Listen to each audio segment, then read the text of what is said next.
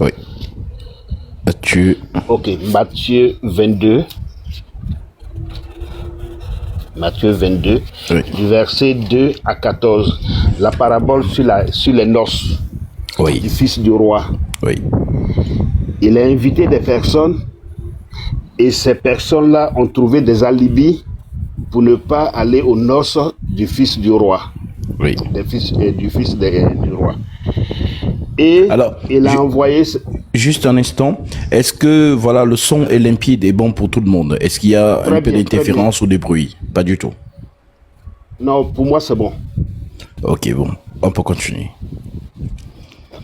Donc il invite des personnes qu'il connaissait très bien, qu'il avait choisi d'inviter à participer aux noces de son fils. Et voici que ces personnes ont trouvé des alibis, les uns allant dans leur champ la nuit, les autres vacant à des occupations personnelles, n'y sont pas allés. Et il envoyait ses serviteurs aller dans les carrefours chercher des personnes qui n'étaient même pas invitées. Et voici ces personnes-là sont venues. Ils sont tous entrés, parce que c'est une parabole qui représente le royaume des cieux. Ils sont tous entrés dans le royaume des cieux. Et malheureusement, il a trouvé quelqu'un qui n'était pas en habit de noces. Or, cette personne était dans le royaume des cieux. Et ils l'ont mis dehors, là où il aura des graissements dedans. J'aimerais savoir ce que cela signifie. Peut-on entrer dans le royaume des cieux et se faire détecter comme une personne qui n'appartenant pas à ce royaume des cieux-là? Pourtant, on est déjà entré. Shalom, mon frère. Shalom. Alors, comme toujours, le Seigneur, qui est le livre, tel que l'apôtre Paul nous le révèle dans Hébreux chapitre 10. Voici, je viens dans le rouleau du livre, il est question de moi pour faire, ô Dieu, ta volonté. Alors, le livre qui est descendu, bien évidemment, est descendu en parabole, d'où ces discours étaient en parabole. Ce qui veut donc dire que tous ceux qui vont lire Jésus ne peuvent pas justement prendre ce qu'il dit au premier degré. Parce que sa parole, ou encore ce qu'il véhicule, a toujours une pensée cachée.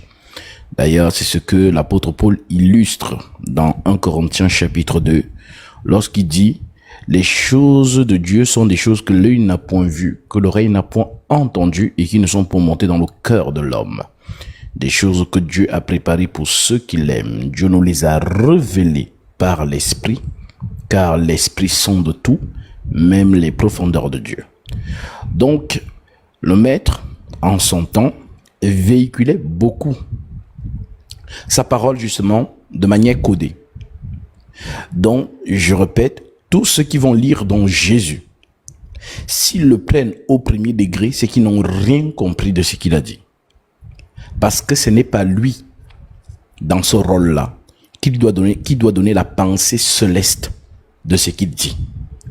Celui qui viendra donner la pensée céleste de ses dires, c'est le Saint-Esprit. Voilà pourquoi il pouvait dire aux apôtres, « Il vous est avantageux que je m'en aille, car si je ne m'en vais pas, le consolateur ne viendra pas vers vous, mais si je m'en vais, je vous l'enverrai. Et quand il sera venu, il convaincra le monde en ce qui concerne le péché et la justice. » Donc, nous comprenons donc qu'il y a deux temps. Le temps où Jésus parle en parabole et le temps où il nous parle sans parabole. D'ailleurs, il le dit dans Jean chapitre justement 16 ou encore 14, où il dit que viendra un temps où je ne vous parlerai plus en parabole. Alors, donc, cette parabole de Matthieu 22 ne nous montre pas que un chien, un impur, est entré dans le royaume des cieux. Non. Le message qu'il véhicule veut nous faire comprendre qu'aucun impur, justement, ne peut entrer dans le royaume des cieux. Voilà pourquoi il illustre cela comme une fête. D'ailleurs, nous allons répéter cette lecture pour ceux qui nous écoutent dans Matthieu 22, verset 1. La parole déclare, « Jésus prenant la parole leur parla de nouveau en parabole. Donc, c'est précis. Jésus parle en parabole. Donc, tous ceux, même ceux qui sont dans les invectives ou quoi que ce soit, qui vont essayer de prendre le message de Jésus, ils prennent quelque chose qui est codé. Donc, ils n'ont pas la pensée céleste de cette chose. OK? Donc, le royaume des cieux est semblable à un roi, dit Jésus. Donc, c'est un peu comme un grand-père ou un père qui raconte un conte à des enfants qui sont assis avec lui autour du feu. OK? Le royaume des cieux est semblable à un roi qui fit des noces pour son fils. Donc, le roi, c'est qui? Le fils, c'est qui? Il envoya ses serviteurs appeler ceux qui étaient invités aux noces. Donc, ces serviteurs-là sont justement ceux que, le Père envoie pour aller annoncer les noces. Et quiconque accepte l'invitation, vient aux noces, tout simplement. Il envoya des serviteurs appeler ceux qui étaient invités aux noces, mais ils ne voulurent pas venir. Donc, les gens ont écouté l'annonce, mais les gens ont décidé de ne pas venir. Mais pourquoi? Il envoya encore d'autres serviteurs en disant, dites aux conviés, voici, j'ai préparé mon festin. Mes bœufs et mes bêtes grasses sont tués. Tout est prêt. Venez aux noces. D'ailleurs, il y a un cantique qui est né de ça. Venez, tout est prêt pour le royaume. Venez, vous êtes invités. Venez, es-tu préparé? Donc, c'est de là que vient ce cantique. Voici, j'ai préparé mon festin. Mes bœufs et mes bêtes grasses sont tués.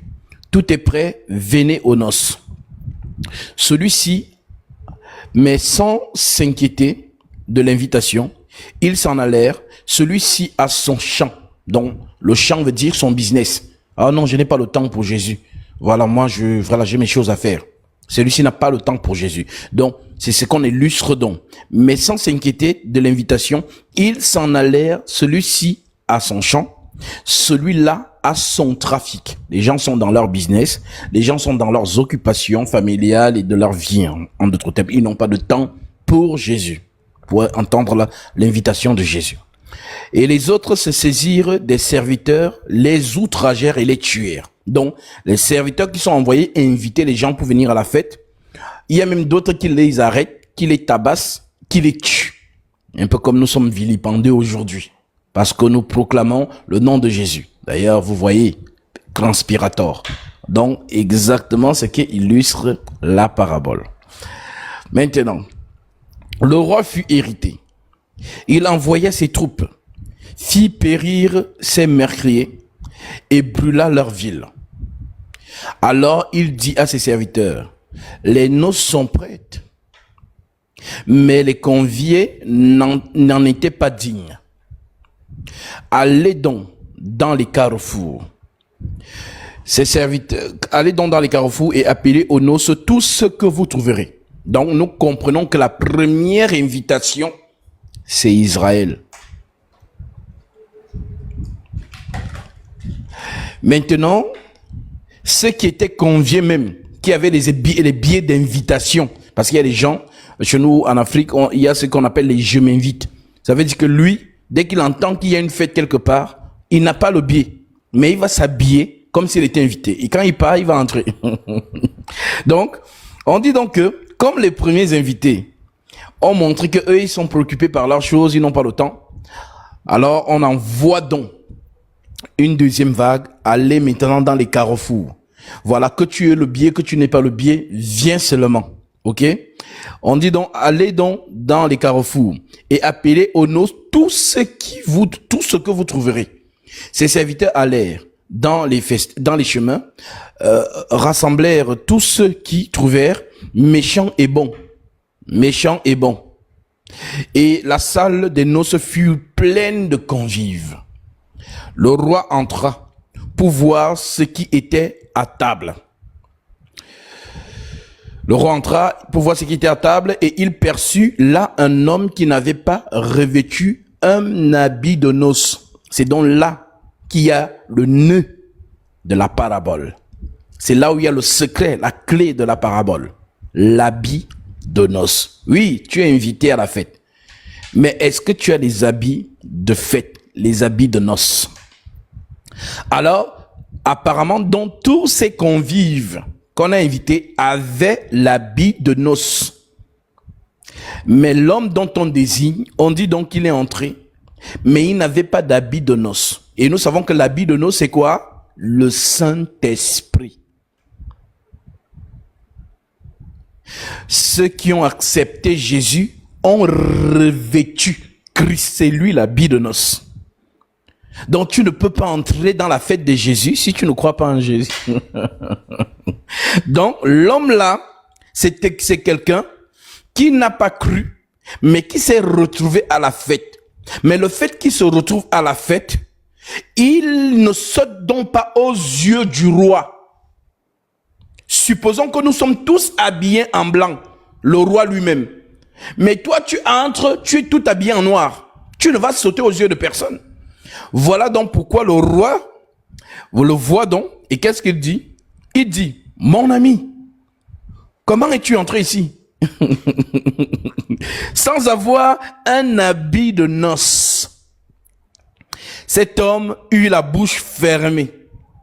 Alors le roi dit au serviteur, liez-lui les pieds et les mains et jetez-le dans les ténèbres du dehors, où il y aura des pleurs. Donc ce sont les animistes qui vont pleurer avec leurs ancêtres. Donc tous ceux qui n'ont pas cru en Jésus seront donc dans cette ténèbre du dehors en train de pleurer. Donc on se lamente, on regrette. Oh vraiment Jésus, donne-nous une deuxième chance. Non, c'est nos grands-pères qui avaient dit que oui, c'est Chocolat de Fille, c'est Médusa qui disait que non, tu n'as pas existé. C'est Kalala Umutunde qui disait. Il n'y aura pas de temps pour ça. Donc, alors le roi, on dit, jetez-les dans les ténèbres du dehors, où il y aura des pleurs et des grincements dedans, car il y a beaucoup d'appelés, mais peu d'élus. Donc voilà donc la pensée que le Christ donne dans cette parabole. Ce n'est pas que dans la réalité, il y aura un impur sans Saint-Esprit qui va entrer dans la lumière inaccessible. 1 Timothée, chapitre 6. L'Écriture dit, lisons cela. 1 Timothée. Parce que le rendez-vous, la maison de noces là, c'est dans la lumière. Hein. C'est pas dans une maison, voilà. Donc, dans 1 Timothée chapitre 6, il est écrit,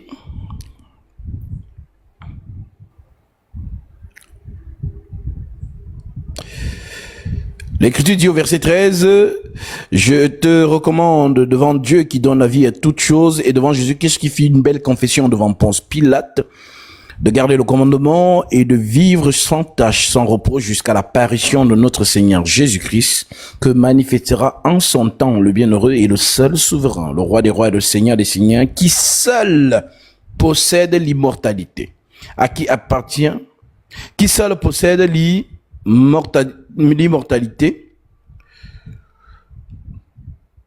qui habite une lumière inaccessible.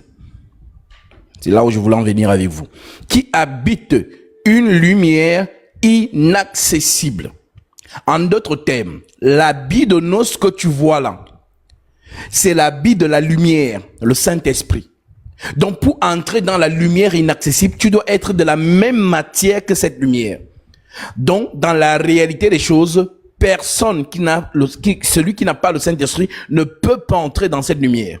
Donc, le Seigneur veut te montrer dans cette parabole que seuls ceux qui seront revêtus de l'Esprit Saint entreront dans sa présence, puisque l'Écriture dit qu'il habite une lumière inaccessible. Prenons un exemple scientifique. La lumière inaccessible, c'est le soleil.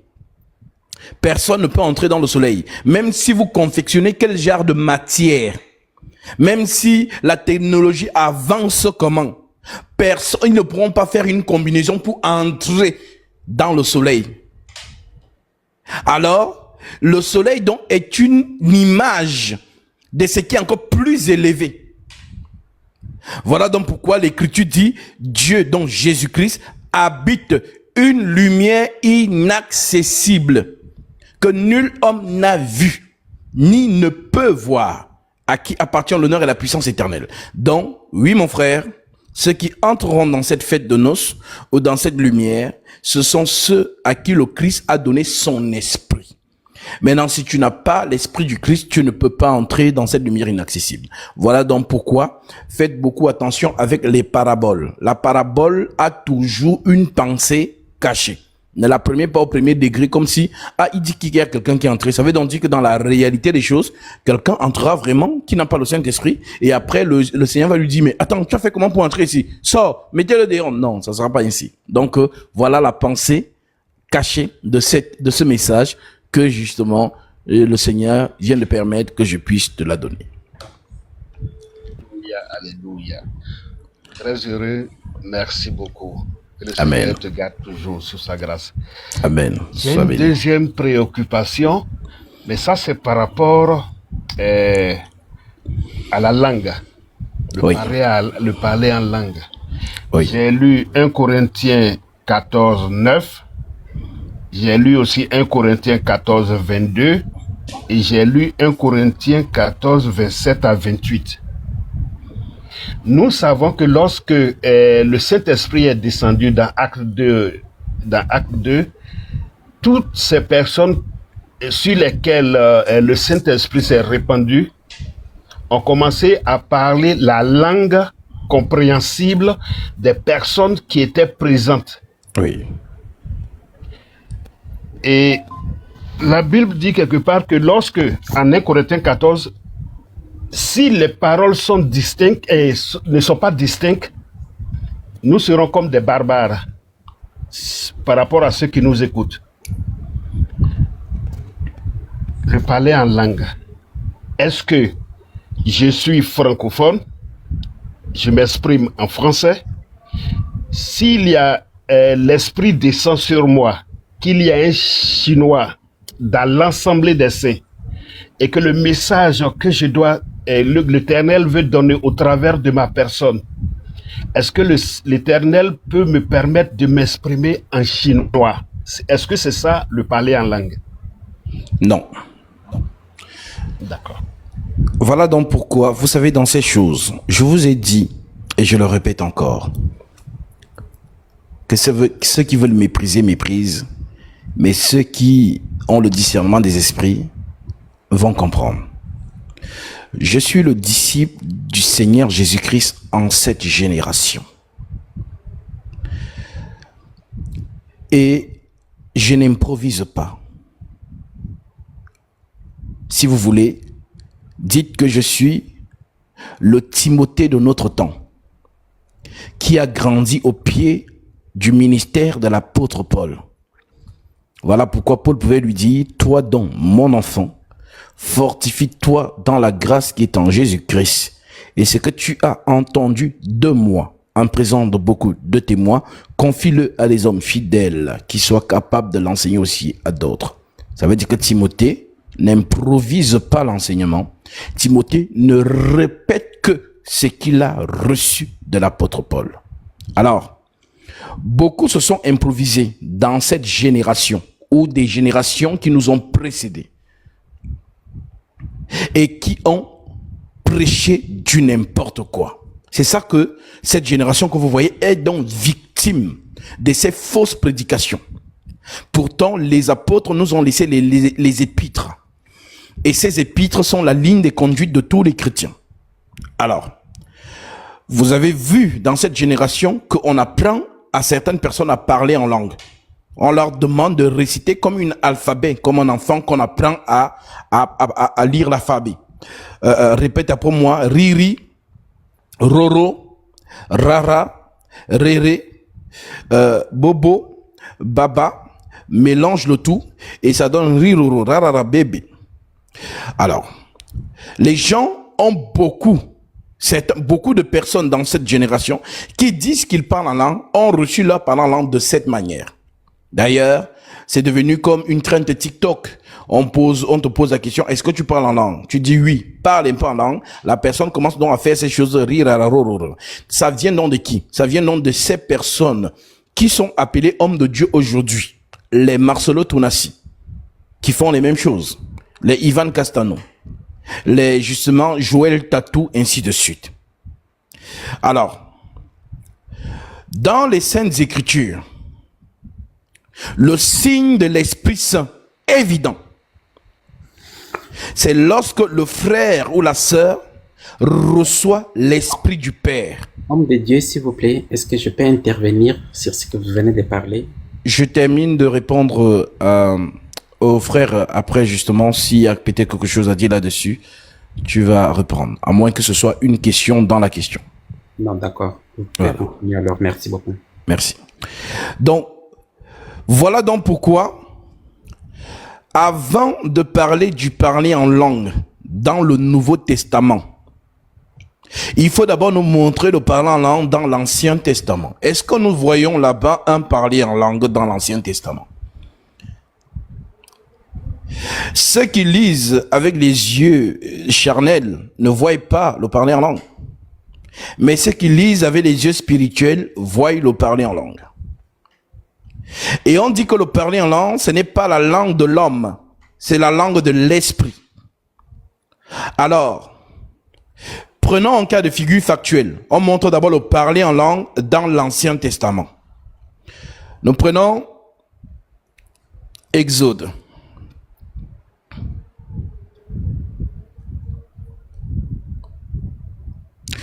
Chapitre 19.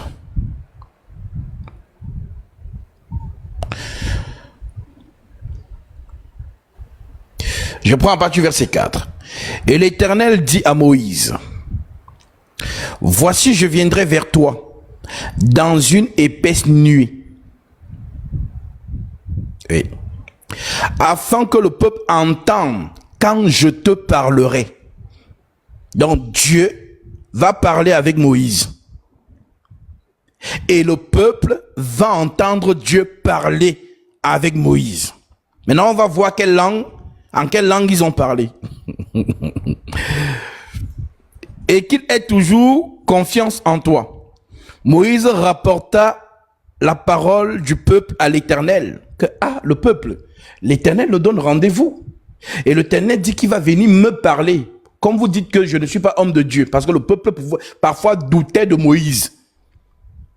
Le peuple parfois se disait que, qui nous dit même que Moïse parle avec un Dieu dans la montagne? Peut-être qu'il ne parle avec personne là-bas, il vient nous marmailler.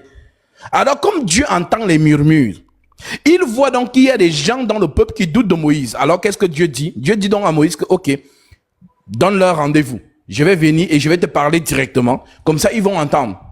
Alors, c'est donc cet cas de figure que nous allons voir ici. Et l'Éternel dit à Moïse, va vers le peuple, sanctifie-les aujourd'hui et demain. Et qu'ils lavent leurs vêtements. Qu'ils soient prêts pour le 3e jour. Car le 3e jour, l'Éternel descendra. Donc, on ne peut pas marmailler Israël sur son Dieu. C'est pas possible. Voilà donc pourquoi quand Jésus descend sur terre et dit à Israël que c'est lui Dieu, Israël ne le croit pas. Pourquoi? Parce qu'ils ont vécu cette scène. Quand leur Dieu descend, il y a la gloire dans le ciel. Il y a des choses qui sont factuelles. Ils ont vu ça. Donc, ils connaissent quand leur Dieu descend, comment ça se passe. Alors, l'Éternel dit à Moïse, va vers le peuple, sanctifie-les aujourd'hui et demain, qu'ils lavent leurs vêtements, qu'ils soient prêts pour le 3e jour. Car le 3e jour, l'Éternel descendra aux yeux de tout le peuple, sur la montagne de Sinaï. Tu fixeras au peuple des limites à tout alentour, et tu diras, gardez-vous de monter sur la montagne ou d'en toucher le bord. Quiconque touchera la montagne sera puni de mort. On ne mettra pas la main sur lui, mais on le lapidera, on le percera de flèches, animal ou homme, il ne vivra point. Quand la trompette retentira. 1. Quand la trompette sonnera, ils s'avanceront près de la montagne. Moïse descendit de la montagne vers le peuple et sanctifia le peuple. Et ils lavèrent leurs vêtements. Et il dit au peuple, soyez prêts dans 3 jours. Ne vous approchez d'aucune femme. Soyez prêts dans 3 jours. Ne vous approchez d'aucune femme. Donc, quand tu as quelque chose en tant que peut-être une personne spirituelle, quand tu as quelque chose de profond à faire, ne couche pas avec une femme, même si tu es marié. Ça, c'est un secret pour ceux qui ne savent pas. Quand tu as quelque chose d'important, que ce soit dans le domaine spirituel, tu dois affronter certaines choses. Ne couche pas avec une femme pendant 3 jours.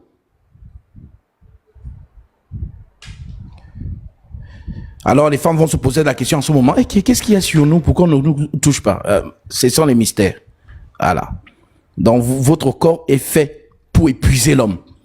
Ne vous inquiétez pas. Ce sont des mystères. Votre corps, votre corps que Dieu vous a donné là est fait pour soutirer, donc vider l'homme.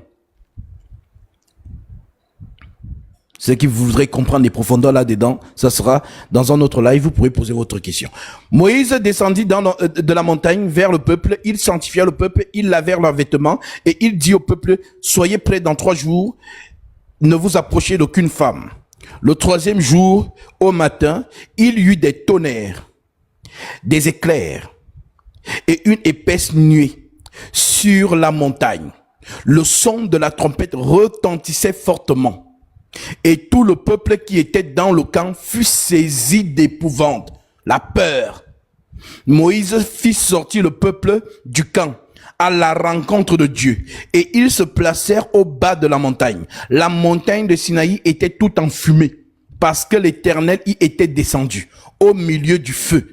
Cette fumée se levait comme la fumée d'une fournaise et toute la montagne tremblait avec violence. Le son de la trompette retentissait de plus en plus fortement. Moïse parla et Dieu lui répondait à haute voix. Ainsi l'Éternel descendit sur la montagne de Sinaï, sur le sommet de la montagne. L'Éternel appela Moïse sur le sommet de la montagne et Moïse monta.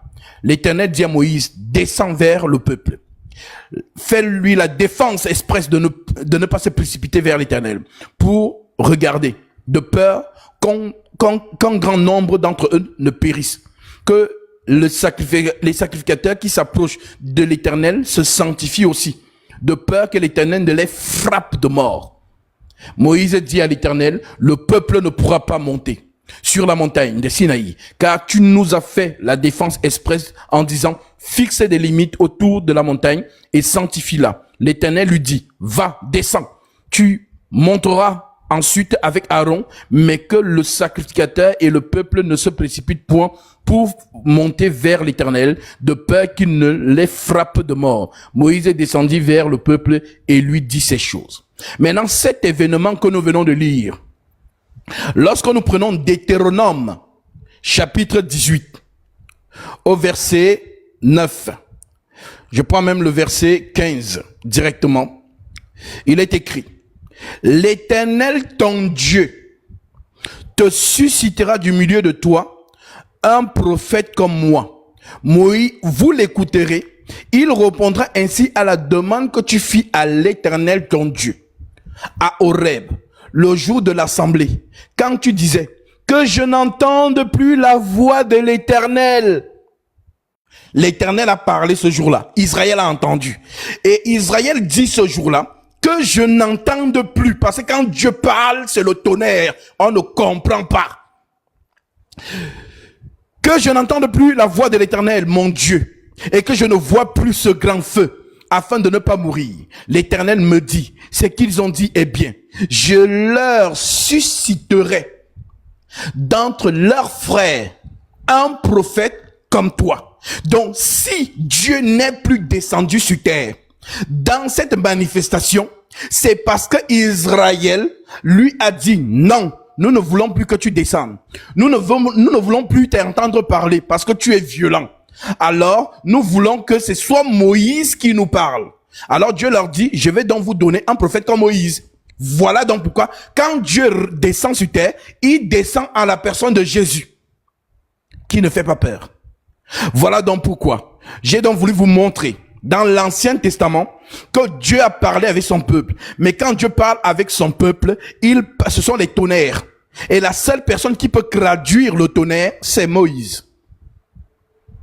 Car si le peuple entendait Dieu directement, Moïse n'aurait pas servi de transmetteur ou encore de domino. Alors, si on a donc compris cela, allons donc chez Paul, qui a reçu l'excellence de la révélation. Que nous dit donc Paul à ce propos? Lorsque nous prenons donc 1 Corinthiens chapitre 14, au verset 1, que dit l'Écriture? Recherchez la charité et aspirez aux dons spirituels, mais surtout à celui de prophétie. En effet, celui qui parle en langue ne parle pas aux hommes, mais à Dieu, car personne ne le comprend. C'est en esprit qu'il dit des mystères. Tu ne peux pas parler en langue si tu n'as pas l'esprit de Dieu. Donc, ce qu'on appelle donc l'adoration, c'est ça ici. Voilà donc pourquoi, lorsque Corneille reçoit l'Esprit Saint, avec les gens qu'il a invités chez lui, il parle dans ce mystère. Personne ne comprend. Vous entendez bien les gens parler en esprit, mais vous n'avez pas c'est-à-dire la compréhension de ce qu'ils disent. Pareil pour ceux dont Paul a baptisé dans Actes chapitre 19. Lisons ça pour donner les preuves au peuple. Parce qu'il y a des gens qui vous racontent du n'importe quoi. Alors, je répète encore, le 1 Corinthiens 14, et nous allons prendre les deux écritures, acte 10 et acte 19. Et ensuite, nous allons aller chez Jésus dans Jean 4, ce qu'il nous dit à ce propos. Recherchez la charité, aspirez aussi aux dons spirituels, mais surtout à celui de prophétie. En effet, celui qui parle en langue ne parle pas aux hommes. Donc le parler en langue de acte 2 n'est pas l'adoration. C'est l'accomplissement de la prophétie d'Ésaïe chapitre 2. Les nations de la terre doivent entendre le message céleste dans leur langue maternelle.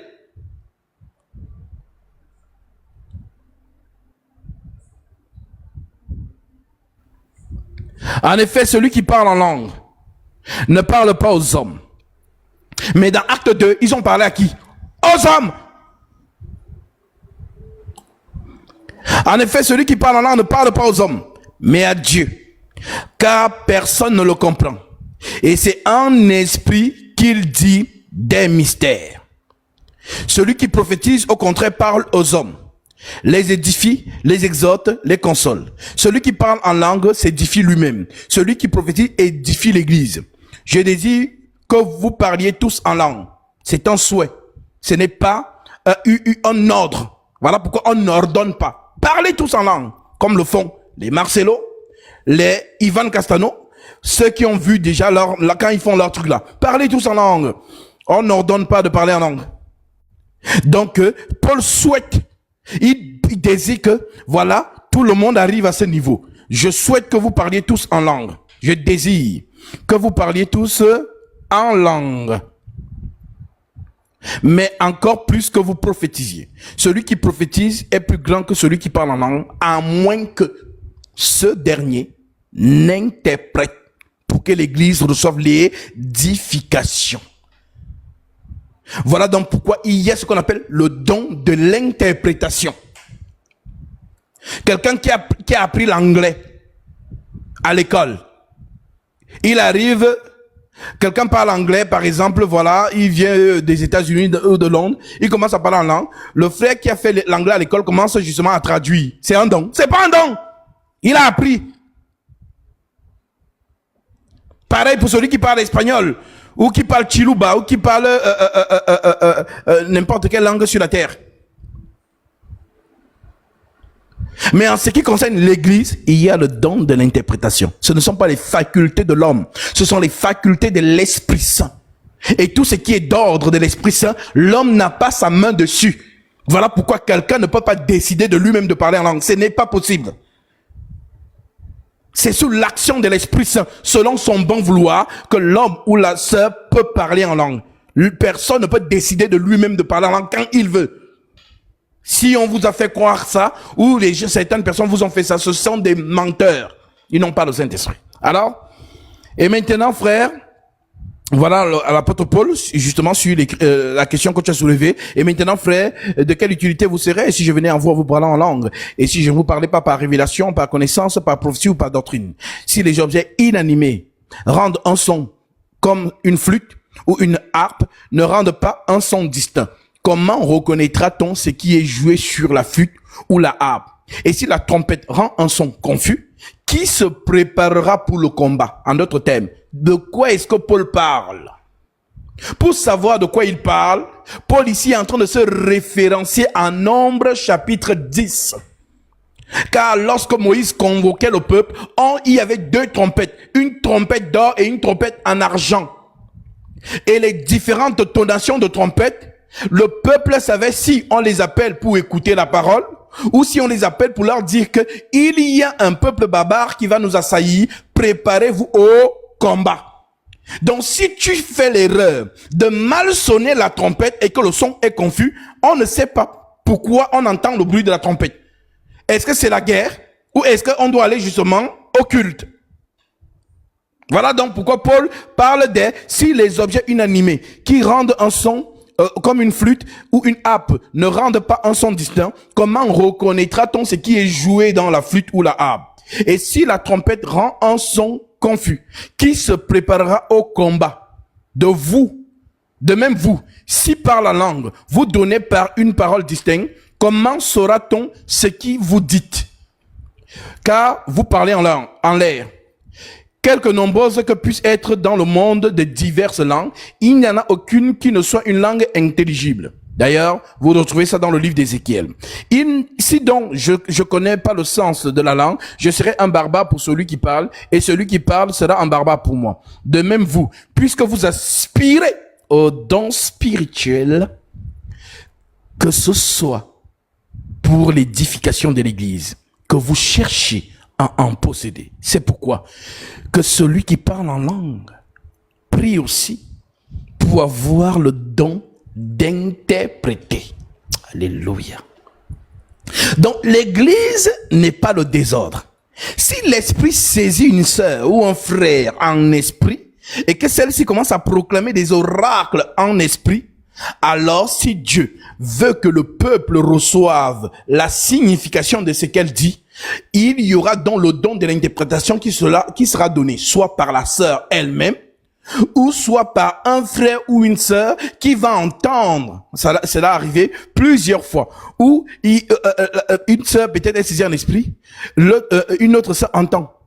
Alors elle entend tout ce que l'autre dit en mystère. Et puis elle m'appelle. Gatsby, est-ce que vous avez entendu la même chose que moi? Mais non, tout le monde n'a pas entendu. C'est toi que le Christ a donné la possibilité de comprendre ce qu'elle est en train de dire. Alors donne-nous l'interprétation. Voilà comment ça se passe dans l'assemblée des saints. Voilà. Donc pourquoi c'est un don de l'interprétation. Ce n'est pas quelque chose qu'on peut justement avoir la main ou étudier. C'est faux. Donc, si on a compris cela, lorsqu'on vient donc dans Actes chapitre 10, au verset 44 directement, l'Écriture déclare: Comme Pierre prononçait encore ces mots, le Saint-Esprit descendit sur tous ceux qui écoutaient la parole. Tous les fidèles circoncis qui étaient venus avec Pierre furent étonnés de ce que le don du Saint-Esprit était aussi répandu sur les païens. Car ils les entendaient parler en langue et glorifier Dieu. Voilà le signe évident que celui-là ou celle-là a reçu le Saint-Esprit. Car les Juifs qui ont accompagné Pierre ont entendu comment ces derniers, parce que le Saint, on ne le voit pas descendre. Ce n'est pas comme si tu vois une boule de lumière qui vient, qui se pose sur quelqu'un. Non. Lorsque tu sauras que la personne est saisie, c'est en esprit. Alors ils se souviennent. Voici ce que Pierre dit. Alors Pierre dit: peut-on refuser l'eau du baptême? Il y a des gens qui vous disent que, oh non, on n'a pas besoin de prendre le baptême si on a reçu le Saint-Esprit. Voici Pierre ici qui ne contredit pas Jésus. Parce que Jésus lui a dit: si un homme ne naît d'eau et d'esprit, il ne peut entrer dans le royaume des cieux. Donc, Corneille bouleverse le processus. Il naît d'esprit avant l'eau. Alors, Pierre, étonné, se dit, ah, alors Pierre dit, peut-on refuser l'eau du baptême à ceux qui ont reçu le Saint-Esprit aussi bien qu'à nous? Donc, les signes où Pierre reconnaît qu'ils ont reçu le Saint-Esprit, c'est le parler en langue qu'ils viennent de manifester. Et il ordonna qu'ils fussent baptisés au nom du Seigneur Jésus. Alors, on leur administre le baptême d'eau pour le pardon de leurs péchés, afin que les 3 témoignages soient accomplis. Croire, baptême d'eau pour le pardon des péchés, et réception du Saint-Esprit pour justement être scellés. Les 3 témoignages. Il y en a 3 qui rendent témoignage, l'esprit, l'eau et le sang, et les 3 sont d'accord. Alors, ça, c'est Corneille. Maintenant, allons dans Actes chapitre 19. Actes chapitre 19, nous sommes au verset 1. L'Écriture dit, pendant qu'Apollos était à Corinthe, Paul, après avoir parcouru les hautes provinces de l'Asie, arriva à Éphèse. Ayant rencontré quelques disciples, il leur dit, avez-vous reçu le Saint-Esprit quand vous avez cru? Avez-vous reçu le Saint-Esprit quand vous avez cru?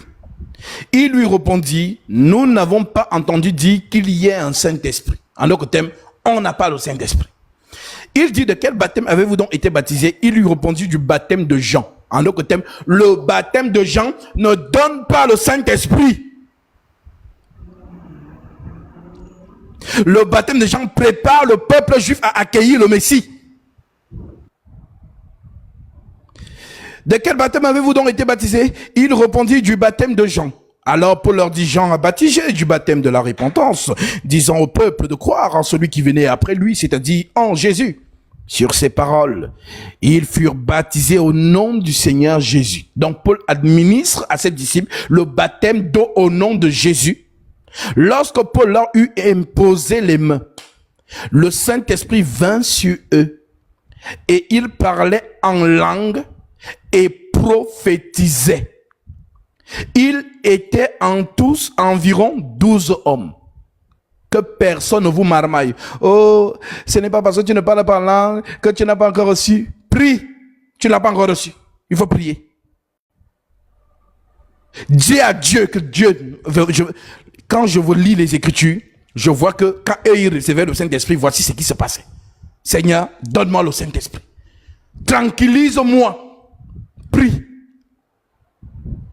Que personne ne vienne vous marmailler que non. Est-ce que, voilà, acte 13 déclare, tous parlent-ils en langue? C'est le don. Ce n'est pas la réception, c'est le don. C'est le don. En ce qui concerne le don, tout le monde ne le manifeste pas. Mais en ce qui concerne la réception du Saint-Esprit, c'est le témoignage. L'Esprit rend témoignage à notre esprit que nous sommes enfants de Dieu. Dieu parle en toi. Comme il a parlé en Jésus, celui-ci est mon fils bien-aimé, en qui j'ai mis toute mon affection, écoutez-le. D'ailleurs, dans ce verset, certaines personnes se demandent, mais c'était quoi un tonnerre? Vous connaissez ce verset? Non, un tonnerre, c'est un tonnerre. Non, c'est un ange qui lui a parlé. Eux-mêmes, ils ne savent même pas ce qu'ils ont entendu. Mais ce qui est sûr, il y a eu une voix qui a déclaré ces choses, mais on ne sait pas en quelle langue. D'autres disent que c'est le tonnerre, d'autres disent que non, c'est un ange qui lui a parlé. Alors, Homme de Dieu, s'il vous plaît. s'il vous plaît, je termine. Vous avez une question? Vas-y, non, je voulais bien que vous puissiez finir et puis on pose des questions. Alors, justement, vous savez, quand une personne monte pour poser la question, je prends vraiment le temps de répondre à cette personne. Mais si vous êtes assez pressé, peut-être vous redescendez et puis quand je termine avec, je reprends. Je suis tellement patient, j'ai tellement de questions dans tout ce que vous êtes en train de parler, mais vous partez, vous touchez des sujets en sujet. On voulait oui, mais justement, c'est pourquoi ce n'est pas votre question. C'est la question de celui qui est monté. Donc, c'est à lui de dire peut-être que c'est bon. Voilà. Donc, si ce n'est pas votre question, vous pouvez attendre. Homme de Dieu, s'il vous plaît, s'il vous plaît. S'il vous plaît. Si c'est une question de quelqu'un qui a posé, mais ça fait partie peut-être de ma question aussi, et que quand vous répondez... Je vous ai posé la question tout à l'heure, que est-ce à moins que ce ne soit qu'une question dans une question. Vous m'avez dit non. Vous m'avez demandé de continuer. Donc, après, quand je vous ai demandé de continuer, c'était une question dans une question. Parce que là, vous nous expliquez très bien. Mais alors, il faut que je finisse. Donc, prenez votre mal en patient, notez. Notez, et puis vous allez peut-être revenir sur ce que vous vouliez dire. D'accord. Voilà. Merci. Alors, dans Acte 19, c'est ce que Paul fait donc comprendre par rapport à ses 12 disciples. Maintenant, je vous ai dit que nous allons lire dans Jean chapitre 4. Que dit Jésus à ce propos? Jean 4, nous sommes aussi au verset 24. L'Écriture dit, je prends à partir du verset 16. Va, lui dit Jésus, appelle ton mari. Ça veut dire que Jésus a une conversation avec une femme que vous connaissez tous, la conversation avec la femme samaritaine. Alors la conversation, voilà, est autour d'un puits. Et la conversation, le sujet, c'est l'eau. Jésus apparemment a soif et il demande à une femme samaritaine de lui donner à boire. La femme lui répond que les Juifs n'ont pas de relation avec les Samaritains. Comment peux-tu me demander à boire? Et Jésus lui dit, si tu savais qui te demande à boire, c'est même toi qui lui aurais demandé de l'eau. Et l'eau qui t'era donnée coulera en toi jusque dans la vie éternelle. Et la femme, justement, lui dit que, voilà, le puits est profond. Et tu n'as rien pu puiser. Tu me parles de quelle eau? Es-tu plus grand que notre père Jacob qui nous a donné ce puits? Où lui-même il a bu ses fils et ses troupeaux? Et Jésus dit à la femme, quiconque boit l'eau de Jacob là, aura toujours soif. Mais celui qui boira l'eau que je lui donnerai n'aura plus jamais soif. Alors la femme est curieuse, elle dit, donne-moi de cette eau alors. Le Seigneur donc change la conversation en disant à la femme, va appeler ton mari. Donc verset 16. Va, lui dit Jésus, appelle ton mari et viens ici. Donc nous quittons de l'eau au mari de la femme. La femme répondit, je n'ai pas de mari. Jésus lui dit, tu as eu raison de dire que tu n'as point de mari. Car tu as eu 5 maris. Et celui que tu as maintenant n'est pas ton mari. En cela, tu as dit vrai. Seigneur, lui dit la femme, waouh, je vois que tu es prophète. Nos pères ont adoré sur cette montagne. Donc, on change de la conversation de l'eau au mari et du mari à l'adoration. Alors, 5 maris a eu la femme. Il a eu un 6e. Mais de ces 6 maris, elle n'est pas tombée enceinte. Aucun de ses maris ne l'a enceinté, ne lui a donné un fils. Alors, quel est l'homme qui parle avec elle? C'est le 7e. Le mari qui enceinte les jeunes filles. Le Saint-Esprit. Voilà pourquoi son eau coule en nous jusque dans la vie éternelle. Voilà donc pourquoi le 7e mari se présente à la femme. Je suis enfin là. Tu auras maintenant, tu n'auras plus soif. Tu auras un enfant. Voilà. Donc, les gens qui ne comprennent pas pourquoi il a dit, mais c'est pourquoi il a posé la question, va appeler ton mari. Parce que la femme n'a pas d'enfant. Elle veut l'enfant. 6 maris, personne ne l'a enceinté. Donc, le 7e qui est Jésus, lui donne le Fils. En d'autres termes, l'Esprit Saint. Voilà ce que explique ce mouvement prophétique. Et ainsi donc, la femme donc, dit donc que, mais comment il a fait pour savoir que j'ai eu 6 maris? Alors, elle rend témoignage, je vois que tu es prophète. Donc les gens qui disent souvent que, non, Jésus n'est pas un prophète. Jésus est le prophète par excellence. Prophétisé dans Deutéronome chapitre 18. Donc quand les musulmans vous disent que Jésus est un prophète, oui, vous pouvez rectifier en disant, oui, c'est un prophète. Mais le prophète par excellence. Donc l'absolu de la prophétie, c'est lui. Parce que Dieu est un aigle, 4e être vivant. Le 4e être vivant est semblable à un aigle qui vole. C'est l'esprit de la prophétie. Alors oui, Seigneur, lui dit la femme, je vois que tu es prophète. Nos pères ont adoré sur cette montagne. Et vous dites, vous, que le lieu où il faut adorer est à Jérusalem. Femme, lui dit Jésus, crois-moi, l'heure vient. L'heure vient où ce ne sera ni sur cette montagne, ni à Jérusalem, que vous adorerez le Père. En d'autres termes, Jésus fait comprendre à la dame que pour l'adoration, ce n'est pas une question de lieu. L'adoration n'a rien à voir avec le lieu où il faut adorer. Ce ne sera ni sur cette montagne, ni à Jérusalem, que vous adorerez le Père. C'est une question d'adoration. Vous adorez ce que vous ne connaissez pas. En d'autres termes, vous adorez, c'est vrai. Mais vous adorez ce que vous ne connaissez pas.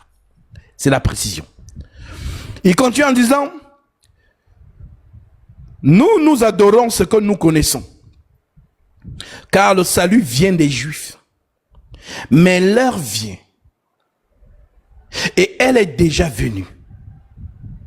Où les vrais adorateurs. Oh, Jésus est précis. Il y a les adorateurs et il y a les vrais adorateurs. Les adorateurs, ce sont les Juifs. Mais les vrais adorateurs, c'est qui? Continuons la lecture. Vous adorez ce que vous ne connaissez pas. Nous adorons ce que nous connaissons car le salut vient des Juifs. Mais l'heure vient, et elle est déjà venue, où les vrais adorateurs adoreront le Père en esprit et en vérité. Car ce sont là les adorateurs que le Père demande. Donc le Père demande les adorateurs en esprit. Et tu ne peux donc pas adorer le Père si tu n'as pas l'esprit du Père. Voilà donc pourquoi pour adorer, il faut donc que l'élément de l'adoration vienne sur toi. Alors oui, qui apporte donc l'adoration sur terre? Apocalypse 14, 6. Lisons.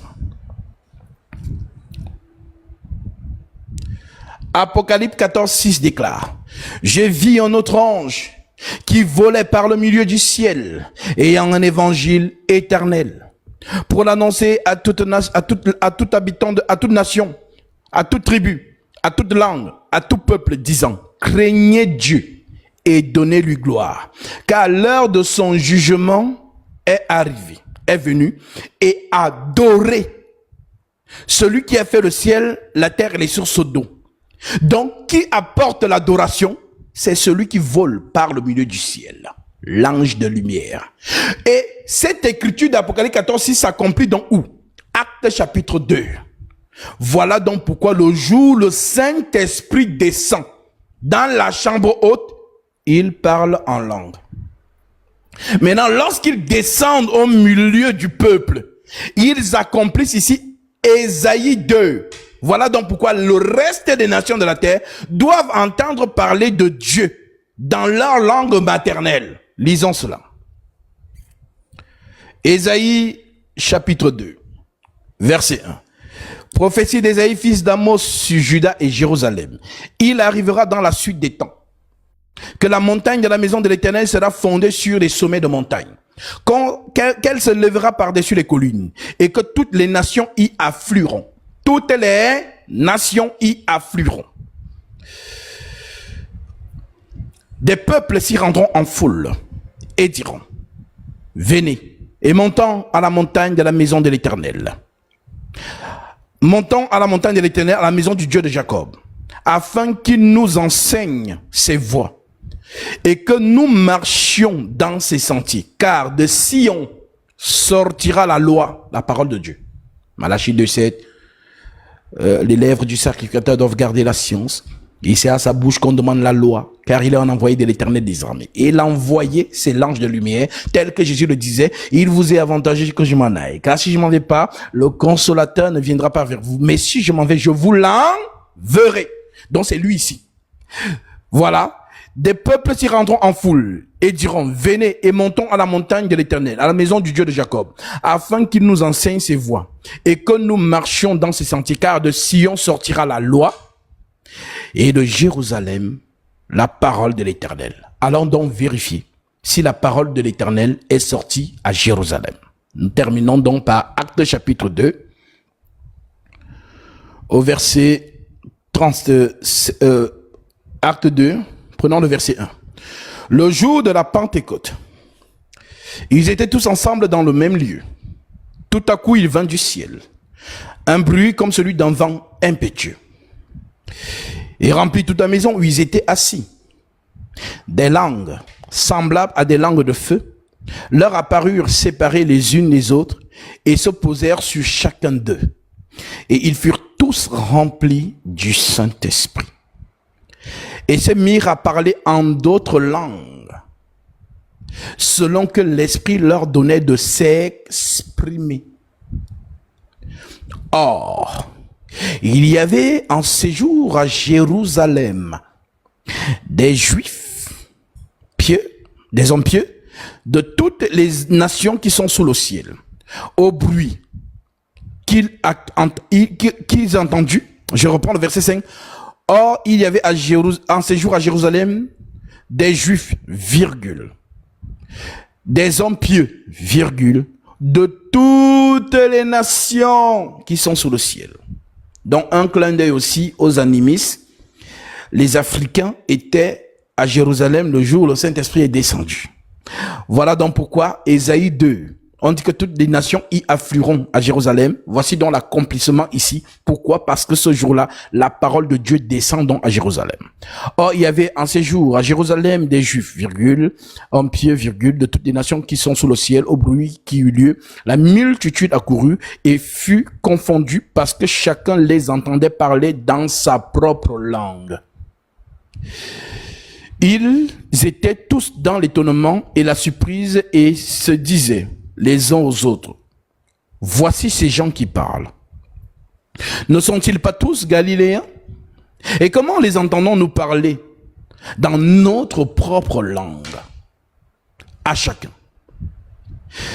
Dans notre langue maternelle.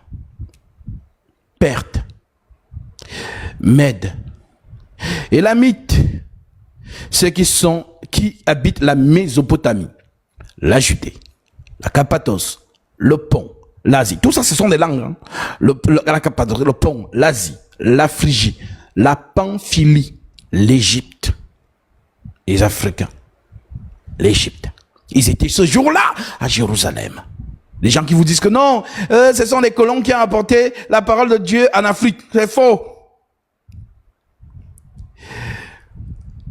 La Phrygie, la Pamphylie, l'Égypte, le territoire de Cyrène, de Libye voisine. C'est où? Cyrène, c'est où? C'est pas en Afrique. Et ceux qui sont venus de Rome, d'ailleurs, Simon de Cyrène, c'est celui qui a porté la croix avec Jésus, ou vous avez oublié? C'est un Africain qui a porté la croix avec Jésus. Jésus portait devant, il portait derrière. Simon de Cyrène. Donc, celui qui a porté la croix avec Jésus était originaire de Cyrène. Voilà. Donc, l'Égypte, le territoire de la Libye voisine, de Cyrène, et ceux qui sont venus de Rome, les Européens, ce que vous appelez l'Occident aujourd'hui, Juifs et prosélytes, Crétois et Arabes. Donc même les Arabes qui disent qu'aujourd'hui ils suivent Mahomet là, le faux prophète là, même les Arabes étaient ce jour-là, le jour de l'effusion du Saint-Esprit sur la terre des hommes.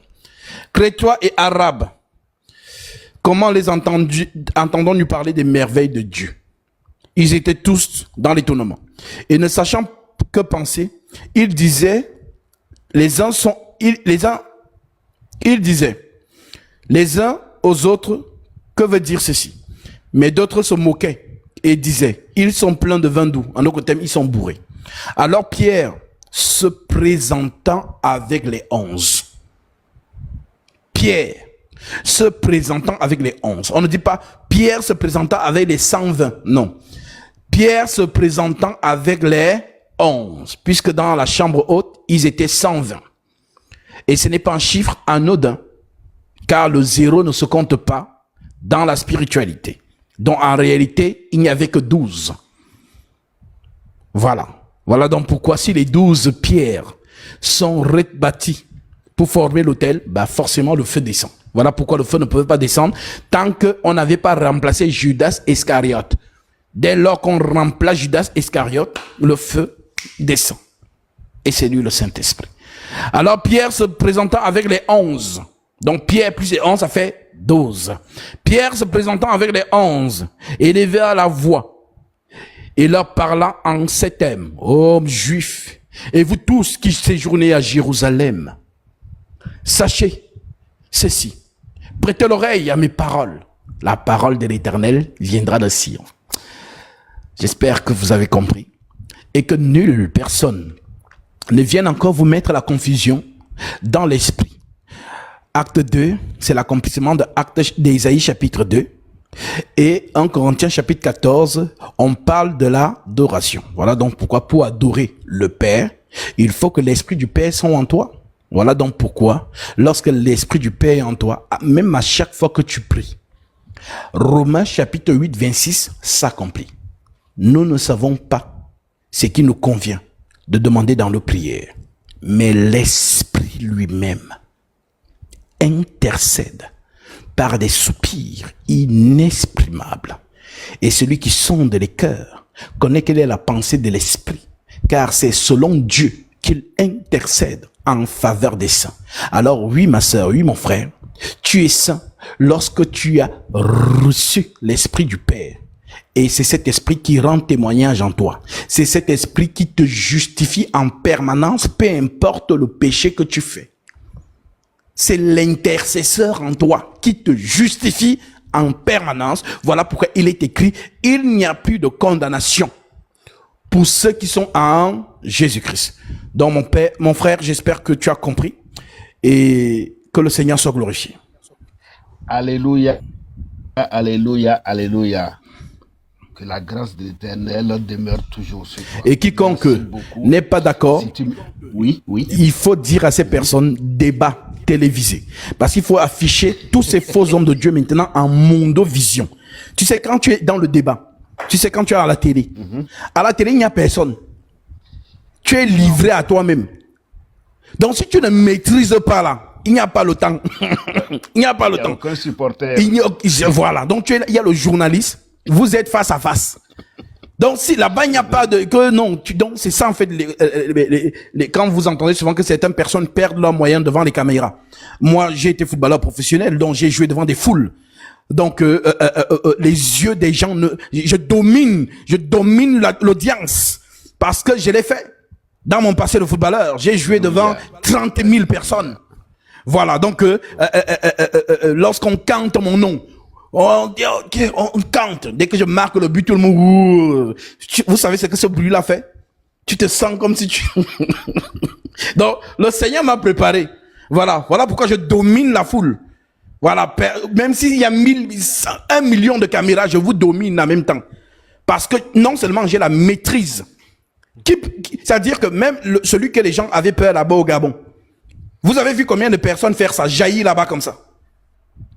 Non, aucun. Voilà, arrivé là-bas, lui-même, parce que même que ce soit les journalistes, et c'était arrangé. Mais je suis arrivé, j'ai dominé tout le monde. Donc, et j'ai coupé la tête du serpent et je suis parti. Et peu importe, même dans le monde entier, quiconque veut débattre avec moi sur un sujet concernant les saintes écritures, parce que c'est pour ça que je suis là. Je ne suis pas là pour les fables habilement conçues. L'apôtre Paul m'a dit, Colossiens 2:8, que personne ne fasse de vous sa proie par la philosophie ou par une vaine tromperie s'appuyant sur les traditions des hommes, sur les rudiments du monde et non sur Christ. Nous, c'est le roc, c'est le Christ. Donc, tout ce qui concerne Jésus, dans sa parole, je suis votre homme. Maintenant, si vous voulez débattre sur la culture générale, je ne sais pas, ça ne m'intéresse pas. C'est pas salutaire. Le salut, c'est Jésus-Christ. Et c'est pour Jésus que j'interviens lorsqu'on veut dénigrer son message, tout simplement. Alléluia. Si tu me permets, vraiment 5-10 secondes, je vais lire par rapport au mouvement qui est en train de se passer, tous ceux qui sont en train de s'agiter. Il est écrit en Jean 15, verset 20. Souvenez-vous de la parole que je vous ai dite. Le serviteur n'est pas plus grand que son maître. S'ils m'ont persécuté, ils vous persécuteront aussi. S'ils ont gardé ma parole, ils garderont aussi la vôtre. Amen. Sois béni, mon frère. Alléluia. Que le Seigneur soit glorifié. Oui. Shalom. Allez, merci beaucoup pour tout cela. Et ça nous nourrit, ça nourrit notre âme, l'esprit qui est en nous, tout Amen. ça. Vraiment merci. Et que le Seigneur te garde toujours Amen. auprès de nous, afin que nous puissions toujours apprendre Amen. à grandir de sa grâce. Amen. Amen. Alléluia. Shalom à toi. Shalom, shalom mon frère. Donc, nous sommes dans la joie de l'Esprit Saint lorsque le Seigneur nous donne de tels dons, les dons de l'Esprit pour le peuple de Dieu. Alors, que personne ne vous embrouille. Vous avez la moindre question, concernant les saintes écritures. Venez vers moi. Tu vas avoir ta Bible avec toi, tu vas ouvrir. Je vais ouvrir ma Bible et je vais te faire lire. On ne suit pas des hommes par émotion. D'ailleurs, quiconque est dans cet état d'esprit, toi, c'est ce qu'on appelle être un mouton. Oui. Voilà. Donc, vous êtes l'Église. Et la grâce que vous avez, c'est que les épîtres apostoliques sont accessibles à tout le monde. Et faites juste l'œuvre des chrétiens de Béret, qui vérifiaient les Écritures pour examiner si ce qu'on leur disait était exact. Donc c'est à la lumière de ces Écritures que vous pouvez dire tel c'est un faux homme de Dieu, tel c'est un vrai homme de Dieu. Que c'est les ceux qui ont les oreilles pour entendre. Donc oui, je ne suis pas plus grand que mon maître. S'ils ont persécuté mon maître, ils me persécuteront aussi. On a dit que Jésus était Belzébuth. Donc si vous me voyez aujourd'hui avec un chapeau, avec les cornes, sachez qu'on a fait ça. Donc aujourd'hui, nous sommes à la génération où il y a des applications où on peut faire des montages. À l'époque de Jésus, il n'y avait pas des applications. S'il y avait vraiment des applications, ils allaient faire ces choses-là. Donc, je suis content. Lorsque je vois toute cette effervescence, il dit, oui, Gasby, tu es vraiment digne de ton maître. Parce que tout ce déferlement sur toi là, c'est à cause du nom de Jésus. C'est à cause du nom de Jésus. Et même tous les frères et sœurs qui se font insulter. Voilà, à cause de la parole du Christ, vraiment, soyez dans la joie. Car c'est ce qu'il nous a dit. Heureux serez-vous lorsqu'on vous outragera et qu'on dira de vous toutes sortes de mal à cause de moi. Réjouissez-vous et soyez dans l'allégresse, car c'est ainsi qu'on a persécuté les prophètes qui ont été avant vous. Donc, voilà pourquoi lorsque on est réellement la lumière du monde, attendez-vous à ce que le monde des ténèbres se dresse contre vous. Donc, Jésus n'envoie pas quelqu'un qui n'a pas le Saint-Esprit dans cette œuvre. Les démons vont finir avec toi. Voilà pourquoi nous sommes des soldats. Le courage qui nous habite, c'est le Saint-Esprit. Comme l'Écriture dit, vous n'avez pas reçu un esprit de timidité, mais un esprit de force et de sagesse. Voilà. Donc, voilà, lorsqu'on a la maîtrise, j'ai toujours dit, même si c'est en enfer, que Jésus dit, va prêcher là-bas, je pars. Parce que dès que je vais finir, je vais repartir. Voilà. Donc, comme je suis parti au Gabon, et je suis revenu.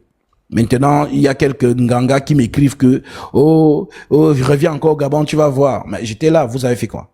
Alors, quand je vais revenir, on va écrire l'histoire. On va répéter Élie contre les 450 prophètes de Baal. Voilà. Donc, tous les Nganga, attendez-moi là-bas. Et lorsque je vais revenir, vous allez faire vos incantations. Et je vais faire mes incantations. On va écrire l'histoire. Ça ne sera plus que nous, on a lu dans la Bible. Ça sera maintenant factuel. Appelez même les journalistes, comment ils appellent, Afrique Média, Gabon Premier, appelez, ils viennent filmer. Voilà, vous allez faire vos incantations, je vais faire mes incantations. Et là, vous saurez pourquoi Chocolat des filles n'a pas serré ma main. Vous le saurez. Parce que le journaliste a insisté, mais serrez-vous la main, il a dit non. Apparemment, il a les génies, non? Donc, normalement, c'est moi qui devais avoir peur. Mais lui-même, il sait pourquoi il n'a pas serré ma main. C'est là maintenant que son film allait vraiment être vraiment, voilà. Donc, lui-même, il sait. Donc, on va écrire l'histoire. Voilà. De la même manière que, voilà, toute l'Afrique, du moins animiste ou chrétien, tous ceux qui se préoccupent des nouvelles. Ce jour-là, toute l'Afrique était justement sur l'antenne, en train de suivre comment le nom de Jésus est élevé. Voilà. C'est de la même manière que quand je vais revenir au Gabon, rendez-vous. Vous me donnez rendez-vous quelque part, peut-être sur la montagne ou je ne sais pas où. Vous venez avec tous vos ngangas, du bouti, tous vos trucs là que vous, du mori, tous vos faux, les choses que vous faites peur aux Gabonais là. Oh non, il y a les génies dans les eaux du Gabon. Je suis entré dans vos eaux. Il y a eu quoi? J'ai baptisé mes frères et sœurs, je suis parti. Donc vos génies là ont d'abord fui. Parce que quand j'entre dans l'eau, c'est pas moi. Il y a un géant derrière moi. Voilà. Donc voilà, j'entre, je neutralise des bêtises et puis on continue. Tout simplement. Jésus ne ment pas, les chrétiens. C'est vous qui avez peur. Le Christ a dit, celui qui habite en vous est plus puissant que celui qui est dans le monde. Dès lors que tu ne crois pas en ça, N'affronte même pas le monde des ténèbres. Tu vas être massacré. Vous dites que vous êtes des chrétiens, mais vous avez la peur dans le ventre. Voilà. Donc, Christ a dit, celui qui habite en vous est plus puissant que celui qui est dans le monde. Donc, si tu es convaincu de cela, personne ne peut te faire quoi que ce soit. Partout on t'invite, tu pars. Voilà, c'est de ça qu'il s'agit. Donc, courage à tous les saints.